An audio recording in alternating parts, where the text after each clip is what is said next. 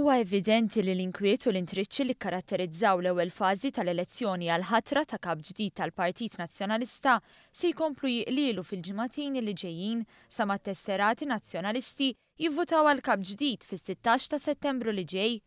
Akkumpanjat b'ritratt li jirrappreżenta s-simboli tal-Mażunerija, il-President tal-Kumitat Amministrattiv u Deputat Nazzjonalista Karol Aquilina kiteb fuq il-profil tiegħu ta' Facebook li l-ar ħaġa li tista' tiġrilu partit hija li jinħakem mill-Mażunerija.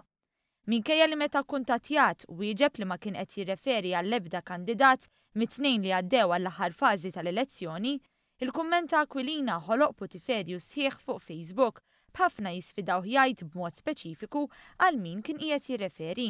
L-eks sindku tas-Siġġiewi li jmexxi wkoll il-Kunsill Amministrattiv tal-Partit Nazzjonalista kien ukoll membru ex officio fil-Kumitat tal-Imġiba Xierqa u l-Etika li l-ġimgħa l-oħra tqabbad biex jinvestiga l-akkużi serji li saru fil-konfront ta' Delia, fosthom li għandu kont bankarju f'Jersey u li daħħal mal-$1,000,000 mill-prostituzzjoni.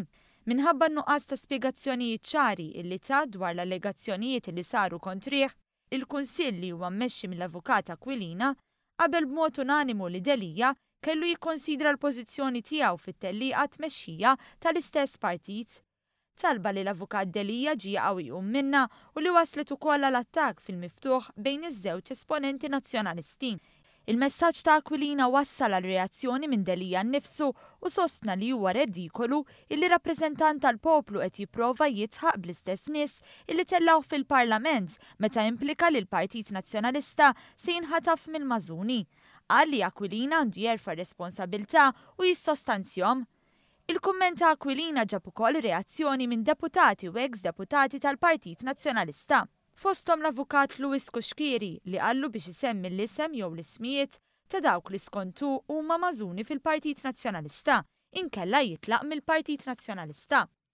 Qed nitkellem issa x'ma niflaħx aktar nisma' kummenti bħal dawn, jekk int veru ġenwin taf min hu mażun u qed jipprova juża lilek u oħrajn biex jibqa' jimmanipula l-partit bħalma għamel lil Fenek Adami u lil tawarajh kiteb Kuxkieri.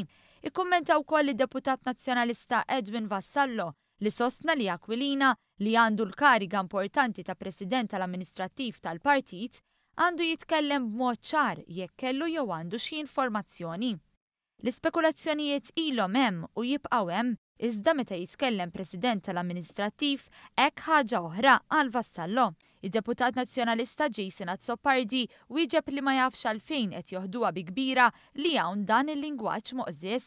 U akkuża wkoll uffiċjal tal-Partit qrib Delia li fuq WhatsApp sigriet ikkoordina messaġġi kontrih Simon Busuttil u Beppe Fenek Adami u oħrajn li ma kummenti qal li ma ġewx ikkundannati u lanqas ikkoreġuti.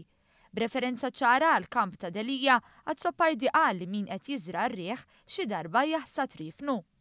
Intant b'reazzjoni għall-akkużi ta' Mażunerija, nies li qed jappoġġjaw lil Adrian infexxew f'tajjiru kliem ħażin u oxxen fil-konfront tal-President tal-Kunsill Amministrattiv tal-Partit Nazzjonalista Karol Aquilina. Tant li Aquilina kien kostrett titella dak li fi kliemu sejjaħ bħala avviż lil kulħadd li l-bullying u t-teddid ma jaħdmux miegħu u saħansitra qal lin-nies ta' Delia li meta jridu jistgħu jkeċċuh mill-Partit Nazzjonalista.